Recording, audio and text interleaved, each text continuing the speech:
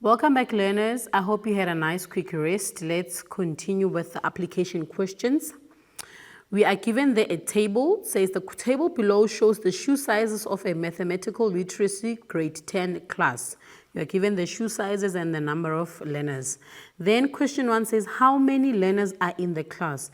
We've got the number of learners. So now remember the number of learners, this does not mean this is learner 1, 2, 3, 4. No, we've got 4 learners that have a shoe size that is size 2. We've got 6 that are size 3. We've got 8 that are size 4. So it means when we add all these numbers together, that will give us the actual number of the learners that are in the class. So let's start. We say 4 plus 6 plus 8 plus 5 plus 7 plus 3 plus 2. So the total number of learners there are 35. So we can write it down and say 4 plus 6 plus 8 plus 5 plus 7 plus 3 plus 2, which gives us a total of 35. So it means we've got 35 learners in this class.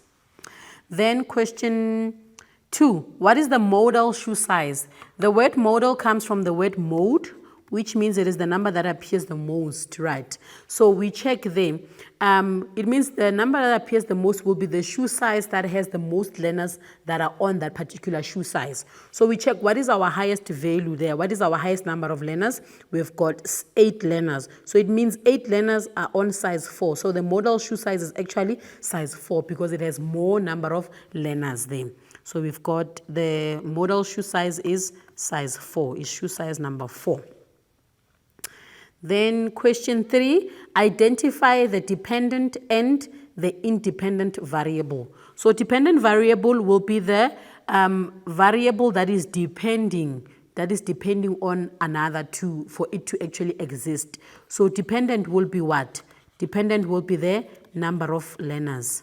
So our dependent variable will be the number of learners. Number of learners. Why do we say so? Because this number of learners depends on the shoe size that is available for it to be its actual. So for an example, the reason why we have 4, it says it depends on the shoe size. So if we've got size number 2 and there's 4 learners, then four learners actually depended on whether the shoe size exists or not.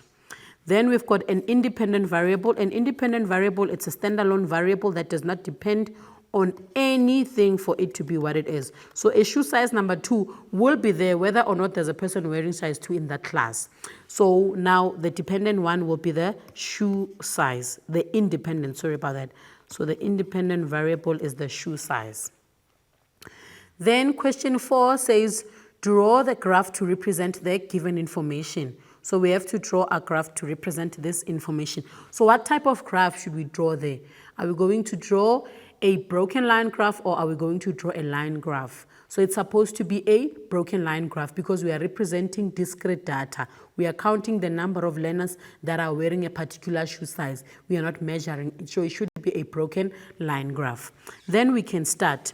So for size number 2, for shoe size number 2, which is this one, there are 4 learners. So it means at 4, we've got 2. At size number 2, we've got 4 learners. Then we are done with the first one. Number 3, shoe size number 3, we have 6 learners. Shoe size number 3, we've got 6, which is there. There is our 6. At size number 4, we've got 8. Size number 4, we've got 8. So it's 8 learners at size number 4. Then size number 5, we've got 5 learners. Size number 5, where is 5? 5 will be between 4 and 6. So at 5, there is number 5. At size number 6, we've got 7. Size number 6, we've got 7, which is between 6 and 8. We've got 7 learners. Then at size number 7, we've got 3 learners. Size number 7, which is between 6 and, it's 3. At size number 7, it's actually 3 learners. So it's between 2 and 4. So we've got 3 there. So this dot doesn't exist. Then we've got, at size number 8, we've got 2 learners. Size number 8, we've got 2 learners.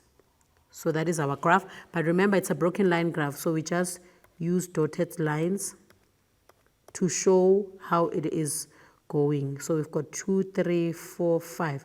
So it comes here, then 5, 6, then 7, then 8. So that is the graph that we've drawn. And remember, each and every graph must have the axis titles. This is the shoe size because it is the independent variable. Then we've got the number of learners because it is the dependent variable. Then we've got the title of the graph is learner shoe sizes. Then the next question says, Ponzo enjoys listening to music, though she has preferences. Below is a graph that outlines the music genres to which she listens. Then we've got Ponzo's music choices. Ponzo has amapiano, has other, has rock, has soul, has R&B, and has hip-hop. Name the type of graph represented. What type of graph is represented there? It's a pie chart. It's a pie chart. Remember, it's not a pie graph. So whether you see the word graph when it says type of graph, then you want to say pie graph. Pie graph does not exist. We have pie chart. Okay, question 2 says, calculate the missing percentage. Which percentage is that? We are given the other, we are given the rock, we're not given the soul, we're given the R&B, the amapiano, as well as the hip-hop. So it means we have to calculate the soul percentage. So we can say soul percentage is equals to, remember the total percentage for the pie chart is out of 100%. So if it's out of 100%, it means that the addition of everything else must give you 100%. But because we've got one percentage that is missing, we're going to say 100% minus the sum of all the other percentages. The first one is the 5% there, plus the 5% for the rock, plus the 30% for the R&B, plus the 40% for the amapiano, plus the 5% of the hip-hop. So this is the entire percentage. Then we say 100 minus. Now let us find, it's 100% minus. Let us find the sum of that. We say 5 plus 5, let's do it together, plus 30%, plus 40%, plus 5%. Then we've got 85%. So what is 100 minus 85%? 100 minus 85%, it gives us 15%. So it means the soul is actually 15%. Then question 3, calculate the median percentage of the genres. The median percentage. So what does it mean? Then it means we have to first arrange our percentages in ascending order. Ascending order meaning from small to big, or lowest value to highest value. So what was the percentage for the soul that we calculated in our previous question? It was 15%. So let's start with arrangement. Our arrangement, what is the lowest values? We've got 5%, 5%, and 5%. Nothing is lower than that. So it's going to be 5%, then another 5%, then another 5%. Then we already, the 3, we are done with them. Then we go to the soul. After the 5, we are followed by the soul. It's the number after that. We've got 15%. Then after 15%, we've got the 30%. After the 30%, we've got the 40%. So what is a median? A median is the middle value of the data set. So what is the middle value in this data set? We check 1, 2, 3, 4, 5, 6. So this is an even data set. It means we're going to have 2 values in the middle. So so what do we do to find the median? We have to cancel on your left, cancel on your right. Cancel on your left, cancel on your right. So we are left with 2 middle values. So it means our median is actually somewhere in between these 2 values. So how do we then calculate it? We are going to say median is equals to, we find the sum of these 2 values that are in the middle, which is going to be 5% plus 15%. Then we divide it by 2, because remember, we are not just looking for the sum, but we are looking for the number that is in between the sum. So we divide it by 2. So what is 15 plus 5? It gives us 20%. Then 20% divided by 2 will give us 10%. So it means our middle value is actually 10, which is between 5 and 15. So that is our median.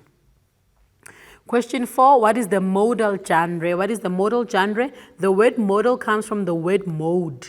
So it means we have to look out for a genre that is most popular, or the genre that Pontsho likes the most. So that genre is going to be Amapiano because it takes the bigger percentage of all the other genres. So the modal genre is Amapiano. So Pontsho's favorite genre is Amapiano. So it means probably Pontsho likes dancing. Let's take a quick break and then we'll continue afterwards.